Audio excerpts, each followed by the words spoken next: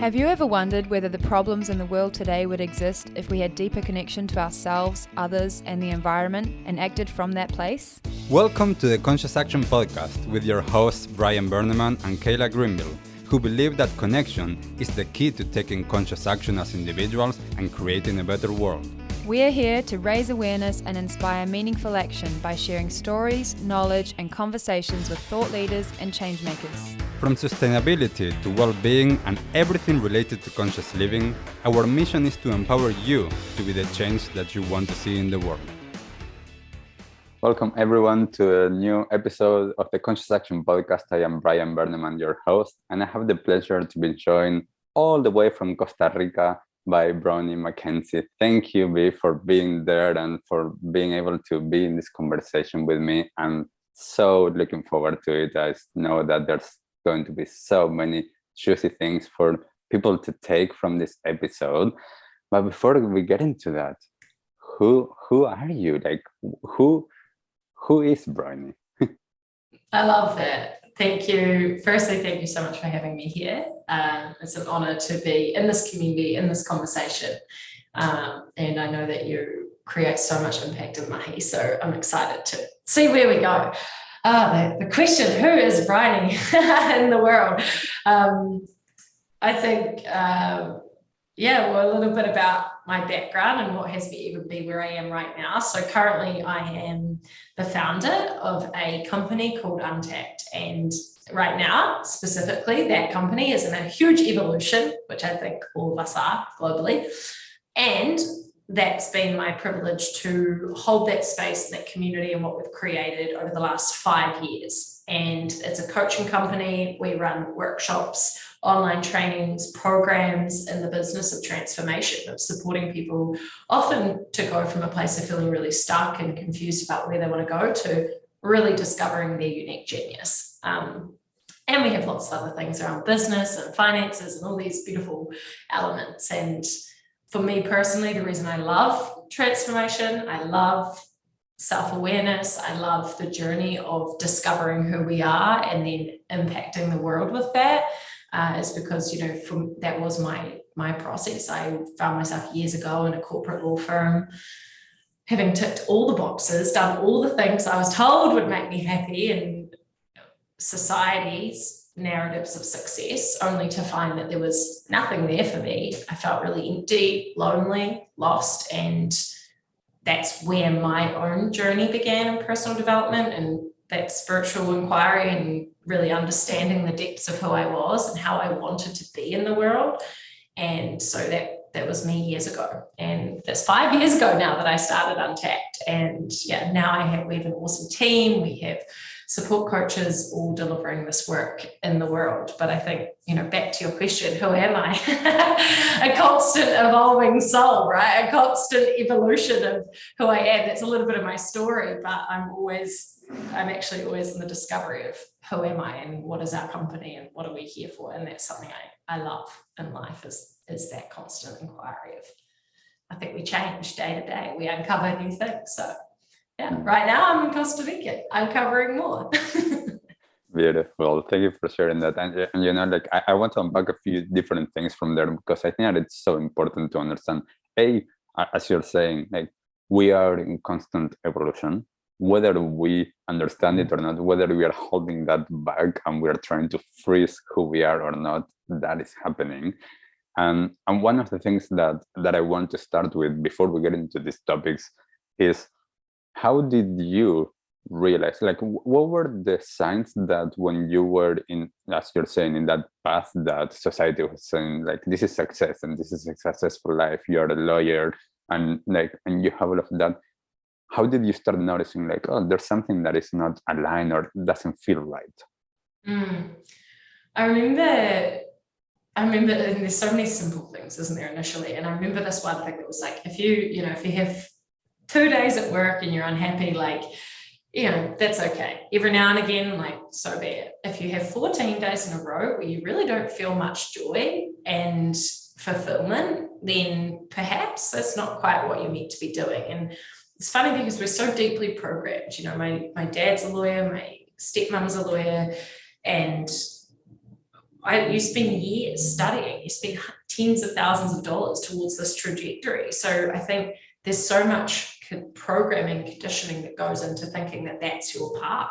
And then when you're in it, there's also, I think for me, there was so much convincing of, oh, maybe it's just the nature of the industry. Maybe it's just how it is. Maybe working in corporate is just this stressful. And all these things that I think we just don't question. And so for so long, I didn't question. I remember seeing this little snippet. I don't know. I think maybe it was a coach at the time that I was working with who said this. And I was like, okay, yeah. I think every day I feel stressed. I feel overwhelmed. I feel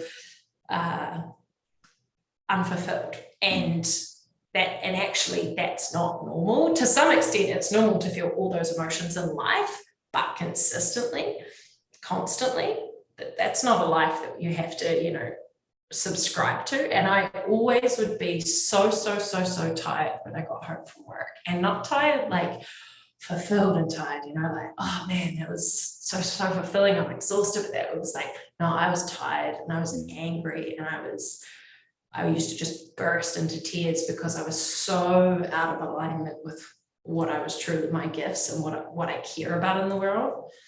And then I remember getting language for this distinction and hearing other people's stories, which is why I always think it's so important to tell our stories. And sometimes when you're further along your journey, you kind of truly actually forget like the depth of where you were. So I remember hearing someone sharing a story, and they talked about this soul voice. Like there was this part of them, they were doing a PhD at the time, and they left their PhD, and they said their soul voice was whispering. And I was like, is that what that is? Like this little, just like, hey, Briony, when I was walking home late at night or something, like, I think there's something else. Like just this tiny, it was so quiet because the noise of the mind can be so loud, or the ego mind.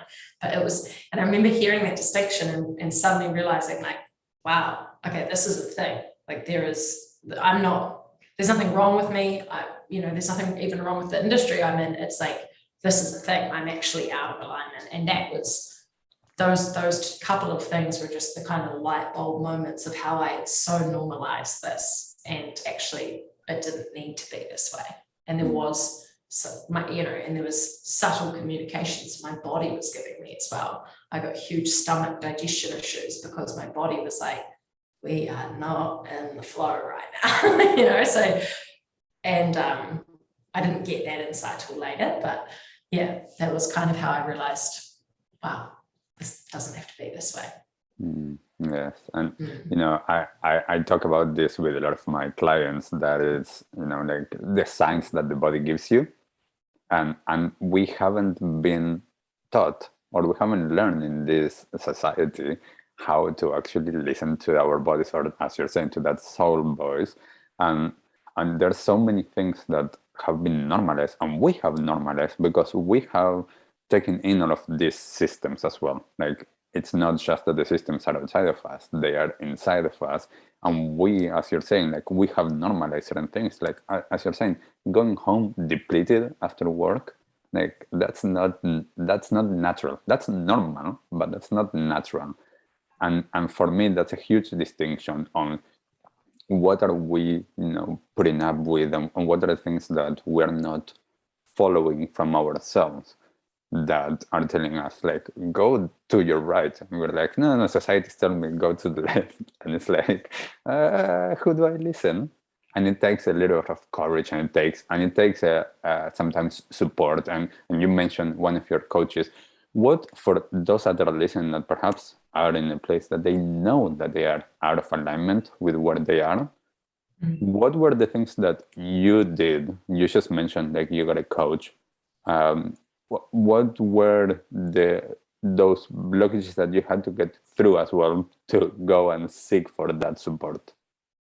Yeah, and it was one of the first things was actually admitting that I wasn't happy because I spent my whole life with a facade and a mask that everything was fine, everything was good, right? That was my game. That was the way I developed my identity, just to keep people at bay, and it was a behavior I learned to kind of keep it all together. So my whole game, my whole life had been that everything was fine. And I think that's what's so interesting when we ask people like, how are you? You know, instead of dropping in and sitting with like, how am I really? We just go like automatic, good, yeah, good. Everything's like it's everywhere, right? We're not giving ourselves the space and the permission to just really sit with, maybe I'm not. It's so courageous to do that, because the moment you do that, you have to look at your life, and that's the next thing, right? So I think the admission of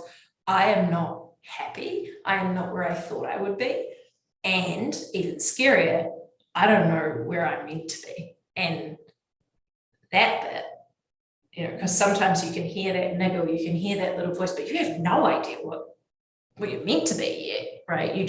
There's just this like knowing something needs to change or I'm stuck. And that kind of, but I have no idea what's out there. That's terrifying. So most people just go back to the programming, go back to the default, go back to the right, as you said, because, well, at least I know that. I know that job. I know that relationship. I know like that's certain. And so I think for me, taking off that mask for just a moment. And I actually remember I was walking home one night from work, and, you know, clearly our people closest to us usually deal with the impact of us being out. Sadly, it's them who gets the tired, exhausted, angry, whatever emotions are coming up. And my mum rang me, and she really wanted me to, she'd been on her own healing journey, and she really wanted me to go to do some work, go to a seminar. And I was like, I'm fine, I'm good, you know. And then I hung up, and I knew deeply that I was lying to myself. Like, I knew that. And so actually that first piece was just admitting that, and not being ashamed about it either, because I think a lot of us are alone in that part. That part is like, it's a very introspective, personal part to get to. So we don't walk around talking about a lot, you know. Most of us are pretending. And then you kind of got get to the real talk, and then let go of the shame or any embarrassment that comes with that, and realize that, okay. And that next piece for me was getting support, because again, I come from, my parents got divorced when I was little. I went to boarding school. I developed extreme independence. Like, that was my game. Like I said, it's like, I don't need anyone. I'm on my own. Like, let's go. And so actually allowing myself to be supported and to put my hand up and say to coaches, mentors, and people around me, like, I need help, and I don't even know what help yet. Like, I have no idea. And that's where I got that first access to coaching and mentorship, and not through books or podcasts, through truly being held and supported by other people, which was a really different experience for me. So that first actual admission of like, okay, I'm not where I want to be. And then, you know, yes, that fear of having to make change, but then not needing to do it alone was like a really big shift in my life. I think I'd done a lot of life alone to that point. And that's why I love coaching. I love mentorship. I'm like, why are we trying to figure it out alone? Like, you know, whilst there's still like our own work we will need to do, it's like, we can do that together and with people. And so starting on that journey of coaching specifically was getting these tools and being asked questions I had never asked myself. And I had the answers way under there, you know, under a lot of layers. But really these questions, like, what does success actually mean to you, right? If you strip away everything you got taught, what does that mean to you? What's your value system? What do you care about? And these seem really basic now, but they were big at the time, because I hadn't let myself ask those questions. If we took away everything that your life is right now, how would you design your day? Right? If it's the end of your life and your time's up, what do you want people to say about who you are in the world? That you went to your corporate office in a high building and went there every day, or that you truly supported humanity? And so those kind of questions chipped away at a lot of my programming, meaning like all the default thoughts and how it created my life, and like let me start to get connected to my truth. Yeah, and that's where that journey started. Beautiful. And you know, like, I think that it's so important to understand, as you're saying, how we are programmed. Like that's one of the things that a lot of people like I've been doing this for many years, and I know many people don't even know that that's what's going on. And it's kind of like, like being in the Matrix, and it's like, well, like, oh, I'm in the Matrix. Okay, it's step one.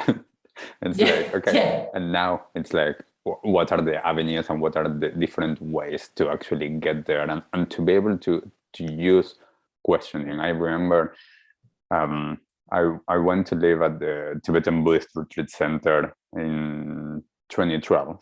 And when I was there, my teacher was using so many questions. The same, like, I mean, this of course comes from a Buddhist tradition. So you have like the Lama and you as a student, but in a sense, it's the same as having a coach. It's just different tradition, different ways of doing things.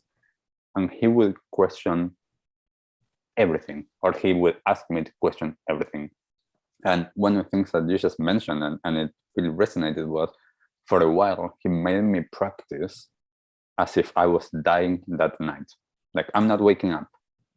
And it was so intense because I was living so intensely that the teaching of dying wasn't about being, like fearful of that. It was about understanding how precious every single moment is, and why doing something that I don't want to be doing, connecting to that inner voice or that intuition or that soul voice, however we want to call it. And I noticed, like, oh, like I'm living really differently. I'm doing things really differently. And I think that it's so important to be able to have those questions. And as you're saying, a lot of times we need someone else. We need that support. And why do we want to do everything by ourselves when someone else has the answer, when someone else has not the answer, but has the question or has the key for us to open the door as well? And that's one of the things, like, when I work with people, and I'm sure that this is the same for you, I don't tell them anything. It's all about them and them coming up with their own like answers, in a sense.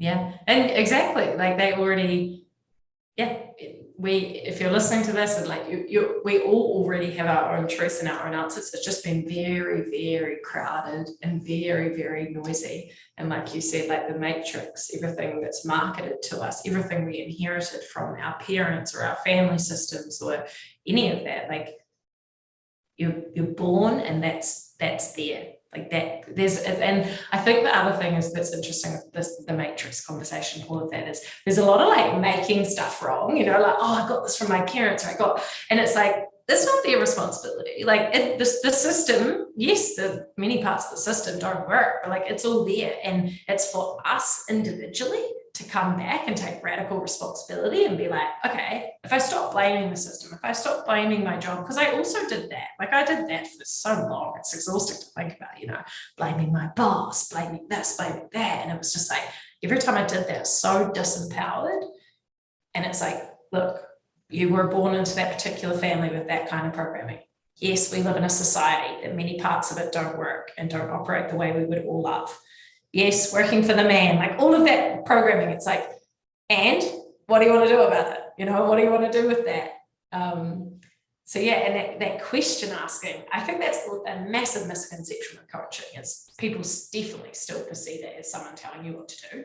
And it's like, it's literally just that mirror that like constantly just extracting all of your wisdom out of you in a safe space that you can truly look at it. Because if you go home and put, those kind of questions in your journal, you almost answer them and then go, oh gosh, now I don't know what to do with that. Like that's very different from what I'm living. So actually having a safe space or community or working with something that it's like, we can bring that up and we can just go, okay, and like you said, like I'm sure working with your mentor, like that discomfort of truly having to think about it being the end of your life, like that's such an uncomfortable thought. Most humans have psychological hygiene not to think about that. Like, just don't think about that.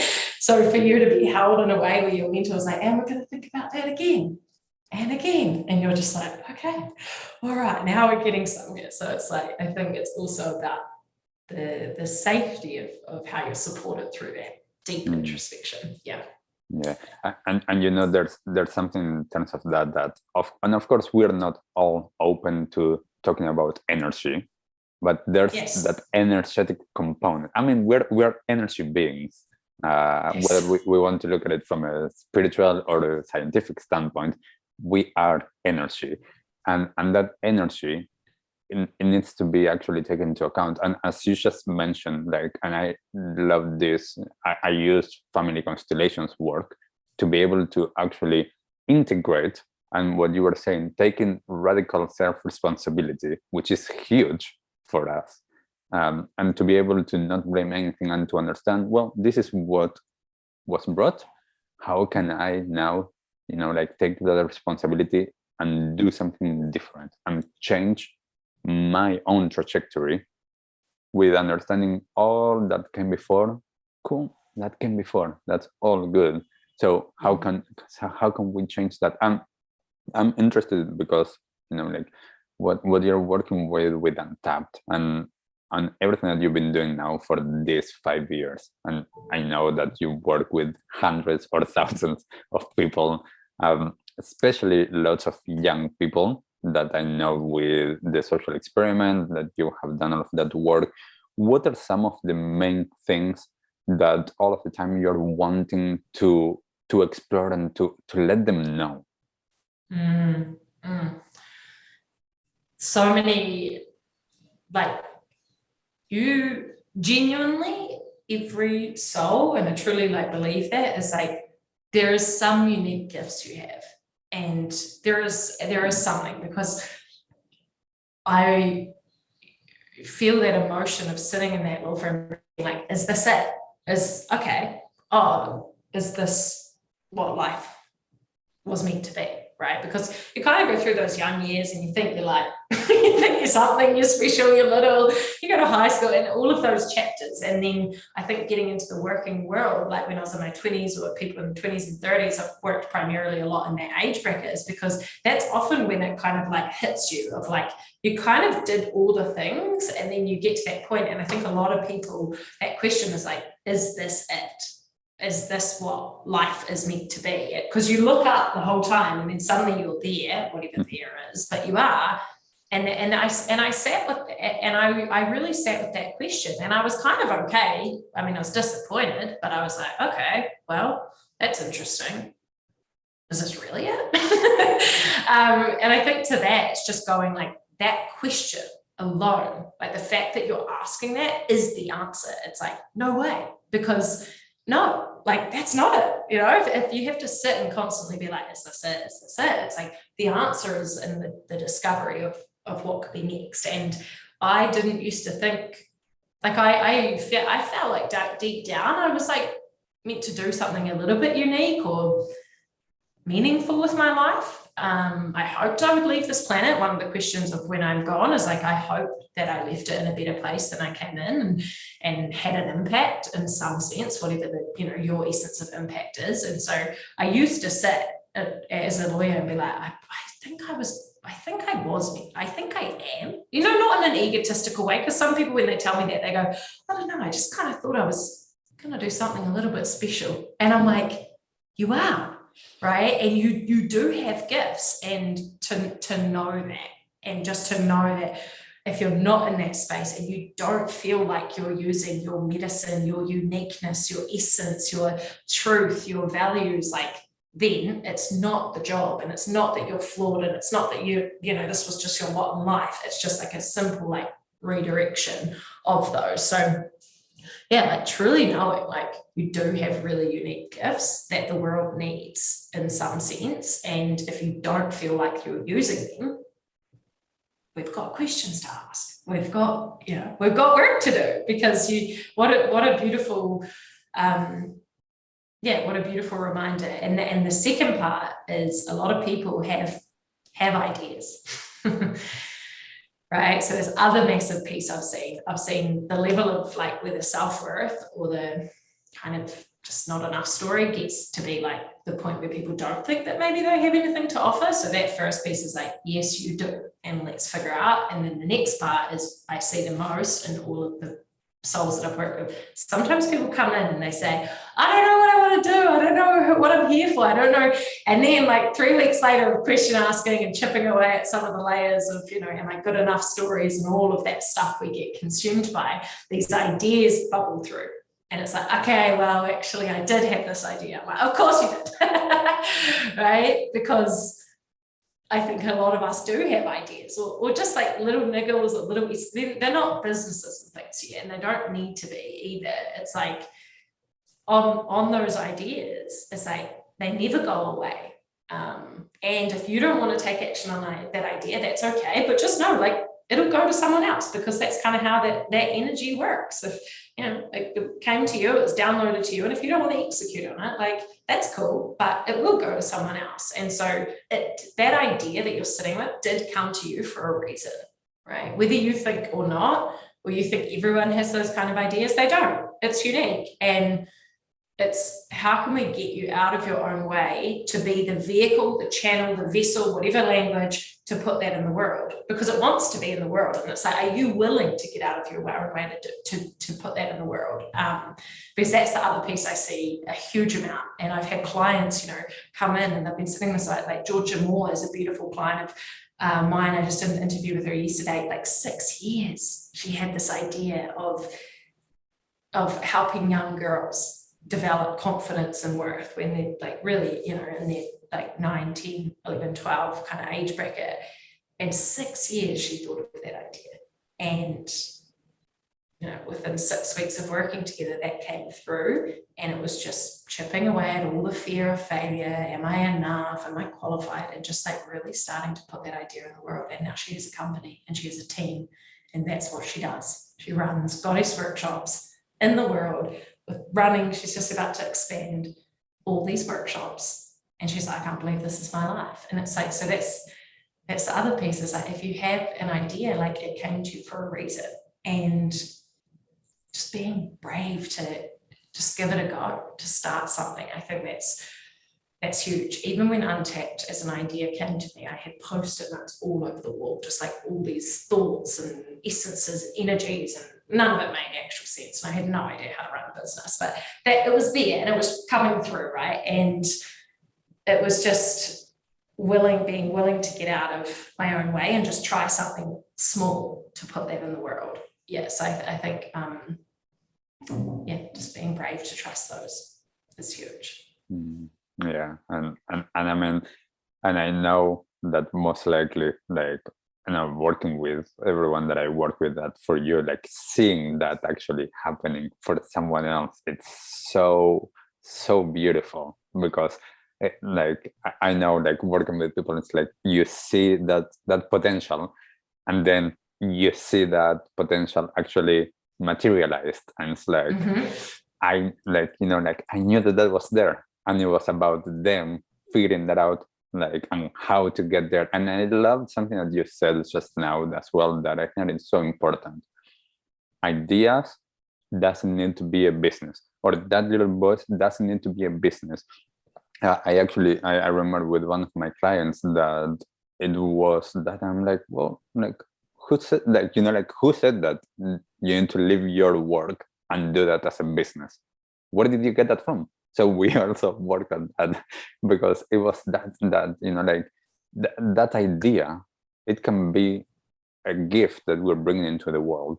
And we are so conditioned by this needs to be, like, the way, because we live in a world where there's business and there's money and all of that. And it's like, well, like, I left everything behind when I left in 2012 and I went to live in the Buddhist center. Like, there was no money there. There was, like, money didn't exist. I was like, I felt this, and I'm like, I need to follow that. And I just, like, I was living at that time in Berlin, in Germany. I'm like, I'm just going to leave this, and I'm going to go in the middle of the mountain and live, like, in a Buddhist retreat center. What? I have no idea. For how long? I have no idea. I just trusted something inside of me, and I went there. And like, I was, by that time, I had done, like, work on myself, and I knew, okay, I need to listen to this, and I knew how to follow it. but still it was like I'm leaving everything behind and I'm going, like, I lived in big cities up until that moment. I'm like, I'm going there, and it's like and I ended up there, and it was awesome. But I think that as well, it's that pressure as well that we can give into all of that. And I think that, you know, like, and one of the things that I want to ask you, because I love this topic as well, and when we have that potential, right? And we don't know what's on the other side. This is a very interesting space, because this is, you know, like the space, all of the spaces in between. In the Buddhist language, we call that the bardo. It's all of the spaces in between. That unknown, it can be amazing, and it can also be very challenging. How do you see that space? How do you work with that space? I think it is, and it's like the place. I love that you have different distinctions of what it's called in different space in different communities, because it is where infinite possibilities can happen. And that's what's so magical about it, because it's so wide open. There's so much unknown, and that creates like a metaphysical, like actual energetic space. There's just nothing you're attached to. You know, if you're letting go of those attachments, you're creating this whole kind of clearing. And it's like so uncomfortable as well, because we hate that. We as humans, you know, our ego loves to cling to things or attach to stuff or identities, or, you know, I'm a lawyer, or I'm a this, or I'm like, we love that stuff. It feels so uncomfortable just being this fully expanded, I don't know, right? And I noticed an interesting thing when I was personally playing in that, and I still play in it because I actually love it, because I know in my body somewhere that is where the magic happens. But I've learned how to trust that over time, right? So even now, I just made a decision to let go of one of our most foundational programs that we've run for 2.5 years, and everyone's like, hang on to the walls, like, what is happening? Like, is she okay? What's coming next? You know, and I'm like, I don't know. And it makes me feel so uncomfortable, because I want to fill the space. You know, people get engaged. It's like, when you're getting married, people get pregnant. It's like, when's the baby due? It's like, we're constantly trying to fill that space. And when we do that with our life, it's like we have no room to create. And I think learning to navigate those in-between points is the exciting part. They're so uncomfortable. But again, looking back to, that's why having mentors and having a community when you're in there is so amazing, because on your own, it's pretty tough. And that little voice tells you, like, you should just go back to the job. You need to get that full-time paycheck, you know, what are you doing? It doesn't make any logical sense usually. And if you then start to reference to parents with the programming, or a partner that's not in this kind of space or in that work, and you start going to them for guidance, it's like, they've got their own agenda to keep you safe. And so I think having a community, people who they don't have a particular agenda for you. It's just like, hey, this is what we're here to navigate. And one thing I love what you said about taking the pressure off, because the moment you put, it's got to make money, it's got to do this, it's got to be my one purpose forever, like, we're done. We've missed the whole point. Because there's no playfulness there, there's no creativity there, and nothing can get created from that kind of context of like stress, financial pressure. Like, you can just feel it in your body. It's like, everything starts contracting. And whatever you build from that anyway, it's going to invite in more of that. Because if you try to build a business to make money, it's like it's forever going to have that energy in it, imbued in it. So I think the playfulness and some the distinction we use in our programs is like turning over stones. So when people are truly in, we talk about it being the abyss, like just this feels like you're on the edge of a cliff, you want to hang on to everything, and you're just looking over and you're like, oh my gosh. And when you're in that, it's like, firstly, how can you look after yourself? Having a community that truly are there to look after you, not push you on a certain path. Learning how to regulate your own nervous system. I know you do a lot of meditation, like learning how to ground when everything in your body is probably going to be in flight mode or freeze mode, or, the body's going to tell you it's really unsafe. So how can we ground in that time?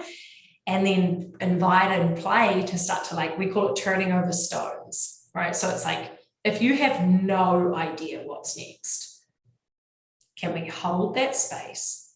And can we just start turning over stones? Can we just sit in possibilities? And in our programs, that looks like sometimes people are like, I don't know, I'm just going to run a webinar on this thing. I don't even know why. And then they go, and then, you know, their brain goes off to like a business. And I'm like, I don't care about the business. Let's just do that. Let's just see. Because you have to like turn over those stones. And that's like Untapped now, what it is. People look at it and think all these, whatever they think. But I'm like, you know, that was a workshop in a cafe with 3 of my best friends. That's what it was. Like, I was just like, I think I need to like share this. And that's, you know, I had 15 pages of notes because I was so nervous. That's what it was. And the moment we put that pressure or need to know the plan or need to know the 25 steps ahead of what it's going to be, we have literally lost the opportunity to create and to discover. And that's like, and over time, like learning how to navigate these times is like, I think they're such critical times because you can go back to what you know, or you can create and discover. And most people, like programming, just forces you back to what you know. So there was a lot of distinctions in there, but I love the like, who have you got around you? How are you looking after yourself? Because like it is going to be uncomfortable. And how can we play? How can we discover? What kind of questions can we ask to like let what wants to come through? Yeah, that's beautiful. Yeah, and as you're saying, like it doesn't always come with comfort. It doesn't always come with certainty. It doesn't always. And I love the possibility, you know, like, and I do this for myself. That's why I know this, like that playfulness. And I actually, like, I had someone ask me like a while ago, what was my business five-year plan? And I don't know the 2 weeks plan. So I'm just going to, you know, like, and I'm like, cool for those that need that like 5 years plan to be able to have a direction or something. Awesome. There's nothing wrong with that. There's nothing wrong with someone that feels like they found their purpose, but getting fixed on that is the biggest thing. And it's what you were saying. That's the, like, going back to what we know instead of being fully open and trusting that we are co-creating with the universe. And this, of course, comes back to more of a esoteric, spiritual, energetic like perspective that it's like, well, I'm playing in this field and I don't know where I'm going because I don't know what the field, I don't understand it enough to be able to say like, oh, I'm just going to do this and this is the way. It's like, well, no, like, and I know, like, I lived in so many different countries. I like, you know, like I kept on changing things, and I'm like, oh, I'm going to do this, I'm going to do that, and I'm like, how come am I doing this? I'm like, I don't know, but I trust, and I trust the signs that my body are telling me, and I have done enough work myself to understand what's the deepest part of me telling me that, and what's my conditioning and what's my programming. And I think that is so important to be able to understand how to navigate these times of not knowing, of in between, or those times of poor potentiality, because as you say, like, it can be a lot.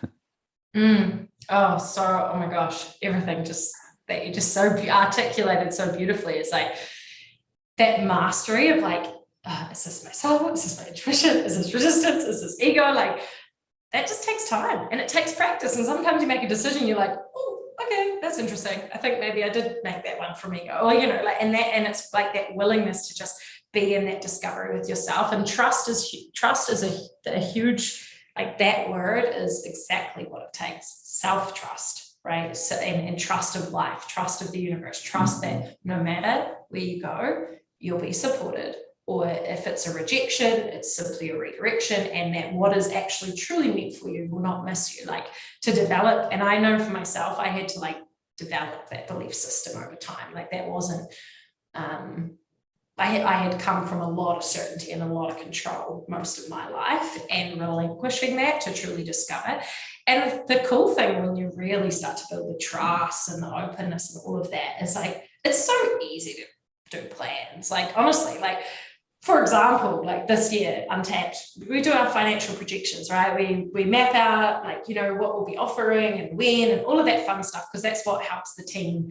I'm similar. I navigate similar to you very intuitively, and it can look quite reactive sometimes when you're fully in that flow, because it's like suddenly it's like, I'm closing that, we're moving to Costa Rica. And people are like, wait, what? And when you're like really in that flow, it's quite a lot for people to, you know, get a grasp on. So over time, in terms of a leadership skill, I had to learn how to still manage intellect and make sure there was still some consistency to some extent, whilst never ever straying from like my truth. But recently, you know, we do our financial projections to make sure we can pay all the team and all of that fun stuff in the business, our expenses, be responsible for that. And then, you know, 2 weeks ago, I flipped the whole thing on its head.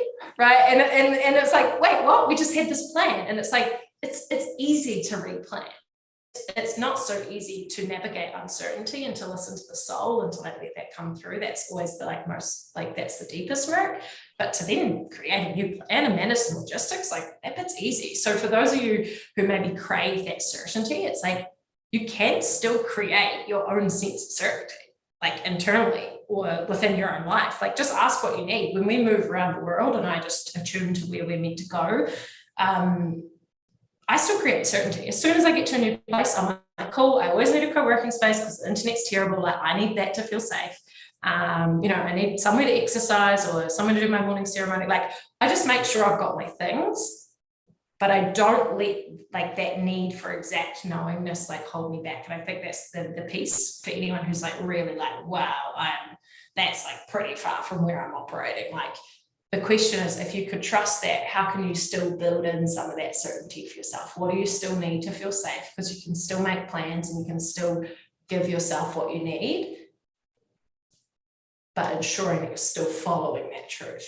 Yeah, it's like, it's that combination I think that's helped me over time, because, you know, I do still love good plans, still love a good bit of certainty, like, you know, but I know how to do that. Like that's default kind of program. Yeah. And you know, like I usually say, I have structure within everything that I'm flowing. Like my structure is my days, like my food actually, and my drinking of water is my structure. And everything inside of that there's flow, but I do have a structure because I know that I thrive in a structure. It's not the same. Like I know I wake up and I do my practice. That doesn't change. Wherever I am, like I'm traveling, I'm doing that. I'm at home, I'm doing that. Weekend, I'm doing that. Like it doesn't matter where I am or when I have that, because that helps me to thrive. And I think that's so important. And I want to touch lastly on one of the things that you just mentioned. And I think that it's a touchy subject for a lot of people. You just touched on the financial aspect, working with the team, making that plan. What, you know, like our resistance a lot of times with that financial like aspect of things is like, oh, like planning, paying people taxes, all of this, and as well as the playfulness of that space. And I want to know, like, from your perspective, because the world is changing, and this is actually, you know, like there's a lot of systems that are collapsing. There's a lot of different things that are happening. And I know for myself, and I know for a lot of people, money has been a big topic on how to work with it. What are you working on in this space? So I love that. And it's like, it is going to, I think it is changing on a global level. We're going to see some, I hope we're going to see some new values. I hope we're going to see new systems. And at the end of the day, like the actual resource, whether it's digital currency or whatever it is, like it's still going to be around in some sense. It's how we've learned to trade value or whatever. And I think it is a resource. So the reason we include it in all of our work, and it is something I'm really, really passionate about and have been on a huge journey with, because it is often the very next thing. It's like, okay, I found this thing, or I want to do this. And then it's the financial conversation of the resources to do it, you know, whether it's a business or whatever it is. And for me personally, in order to actually create Untapped, one of the things I had to heal and go really deep on was my relationship to money. It was I had it very separate from me. I judged it. I judged making it. It was very separate from me, and therefore the more you judge something, you never have an access to it, right? Because you've pushed yourself away from it. And so in order for me to create Untapped, that's where my whole money journey began, and really looking at my deep programming around, my mum and I went to Cambodia when we were 15, and we supported in that community. And so I learned like certain beliefs about making money and being of service, and they sat separately for me. It was like I couldn't be of service and make money, because that didn't work in the paradigm that I was introduced to that work in. And so it was actually like bringing them back together, like, okay, we can actually be in service and create money and recirculate that wealth for the world that we want to see. Like, they go hand in hand. I did a lot of money mindset, which I think is awesome. And my work is starting. And I think if you're like really new to the money conversation, like that's where you get to go. It's like, cool, I've avoided this area completely in my life. I need to look at it. I need to be responsible for it. I need to know what's coming in and out, my values around it, my beliefs. Critical, like a must. And then that deeper energetic work has been my most recent journey with money. And that's probably the last year. It's like the actual subtleties of the energy of money. It's like, it is an energy and it's constantly flowing, like it wants to be circulated in the world, and really looking at our energetic relationship. But if we're in scarcity, like, and even if we're like, siphoning off our savings and things, and we're not circulating it, and that's not to say just like spend all your money, but we're contracted and we're not actually in the frequency with money to work with it. And a very masculine paradigm is accumulation, and I'm all for that as well. I have assets and all these things, but actually it's like there's a lot of money everywhere, and are we energetically available to it and expanding ourselves, like personally on a body level, for how much wealth we can hold? Because for me, what it started to come down to, once I worked through all my beliefs and things, I then hit financial thermostats, like, okay, that's enough now. Like, I can't, like, now, and then I, fall into self-sabotage, get rid of it, self-sabotage launches, all of that, because I had hit a place in my body where it was like, okay, we don't feel safe with any more than that. And beyond money mindset, that's been my most recent evolution, and the part that I've been working on most healing with it is like, is it safe for me to hold that much money?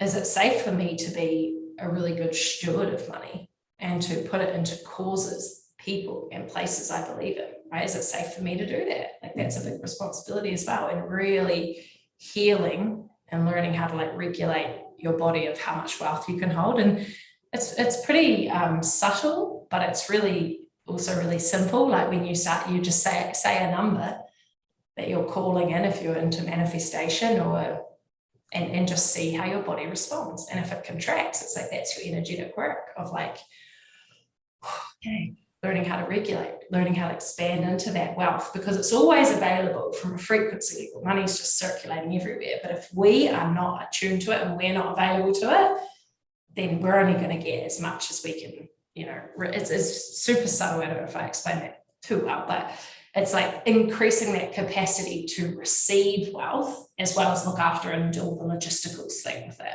Yeah. And I think even in the financial world, there's a lot of intellectual conversations still about money. Where to invest, yields, ETF, index funds, crypto. It's all great, but there's a like way deeper energetic conversation with money. And when you tap into that, like, your whole relationship with money can actually change, and it becomes like a really intellectual thing to like, wow, this is a resource. Wow, this is something like far out. If I truly heal this and really can create this wealth, like, I can literally shift the world with this resource. And that's pretty exciting, because if you're listening to this, you're clearly someone who cares about humanity. You would not be in Brian's space if you didn't. I know that. And if we get the resources into your hands, and money's just a resource, it doesn't make you anything, it just amplifies who you are. We get that resource into your hands, into your space, you start circulating it. Like, that's like literally one way we can transform the planet for the world that we want to see, that we talk about, but a lot of us right now don't have the resources to, we have got different resources, time, money, energy. So that's one resource that we can truly shift humanity with. So I think my recent work has been very energetic and very subtle, but I started with a lot of mindset and just like radical responsibility, because I just avoided it. I just judged it and avoided it. So I think it depends where you are in that kind of journey. Yeah. Yeah, so beautiful. And I would love to explore more of this. Like, I know that we don't have much more time to this conversation. We might have another conversation if that comes, but you just mentioned something at the very end that I think that is so important for everyone listening, and that is you actually need to act. Like, there's a conscious action. You actually need to do things and not just think about it, not just having that idea. And as you were saying before, being able to go and find that support, that community or tribe, or however you want to call it, to be able to hold you in that space as well.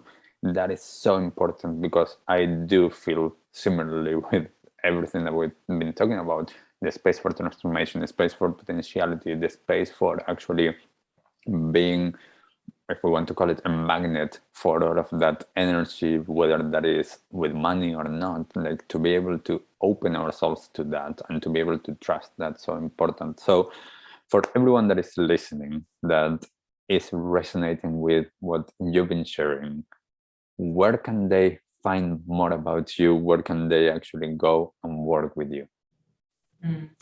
We've got a few resources. So on the Untapped website, so www.untapped.nz, there's some resources, some videos, some blog posts, and you can see the courses and programs available there.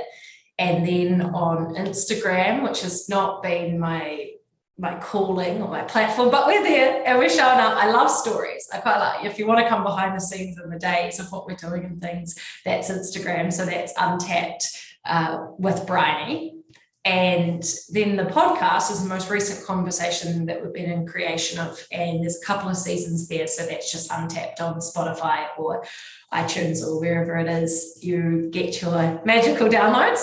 And yeah, that for me has been one of the most exciting platforms to, like, as with this conversation, just go a little bit deeper on some of these conversations and bring together these esoteric, really deep concepts into practical applications. So exactly what you do here with conscious action. So and there's free mini courses and things there as well. So plenty of magic. Definitely. And I do recommend go and check out those courses, go and check out the podcast. I've actually listened to I think at half of the episodes, and I really recommend go and check them out. You can learn more. There's, I think that's on the second season, one that you go deeper into your own story. So if you want to learn a little bit more on that, go and check it out. And I do recommend, if you're listening and you're finding yourself resonating with any of this, do the work, whether that is with us, with her, with anybody else. Actually go and do that, because there's nothing preventing you from doing your own work rather than you. So go and seek for that support. So yes, thank you. The world needs you, and you're worthy of it. It's a duo, personal growth, that stuff for the collective good, both win. And yeah, thank you so much for your work and your contribution, Brian, and having me here today. Thank you for your time, and looking forward to more conversations. Keep on enjoying beautiful America, over there in Costa Rica or whatever else the universe takes you. So thank you for your time. Thank you everyone listening, and we'll see you on the next episode. Bye. What did you like the most about this episode? Take a moment to think about what change you can make in your life today. Share your conscious action on social media using #ConsciousAction and tagging @ConsciousActionNZ, so we can celebrate your impact on the world and create a ripple effect. One easy action we would love for you to take right now is to share, like, and subscribe to this podcast. This will help us get these messages out into the world and inspire more people to take conscious action in their own lives, contributing to the better world we hope for.